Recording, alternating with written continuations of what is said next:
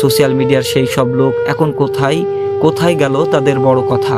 প্রিয় দর্শক, এই জন্য বললাম, যার ভিটা যাই সেই তো কান্দে বৈশা নদীর কিনারায়। যাই হোক দর্শক, আতিফ আহমেদ নিলয় ভাইয়া বাংলাদেশের একজন বড় মাপের সিঙ্গার ছিলেন, একজন বড় মাপের ইনফ্লুয়েন্সার ছিলেন। আতিফ আহমেদ নিলয় ভাইয়া যেভাবে দর্শক হৃদয়ে জায়গা করে নিয়েছেন, সেরকম জায়গা হয়তো আর কোনো ইনফ্লুয়েন্সার অথবা কোনো সোশ্যাল মিডিয়ার লোক করতে পারবে না। যাই হোক, তার এই মৃত্যুতে সবথেকে বেশি শোকাহত হয়েছেন তার মা এবং তার পরিবার। যাই হোক, নওশিন আপুও খুবই ব্যথিত হয়েছেন, যার জন্য তার মাথার চুল পর্যন্ত তিনি ছেঁটে ফেলেছেন। তার দুঃখ তিনি জানেন, তার শোক তিনি জানেন। নওশিন আপু খুব শীঘ্রই সুস্থ হয়ে যাক, আমরা সেই কামনা করি। প্রিয় দর্শক, আপনারা অনেকেই বিভিন্ন ধরনের কমেন্টস করেছেন সেই সময়টাতে।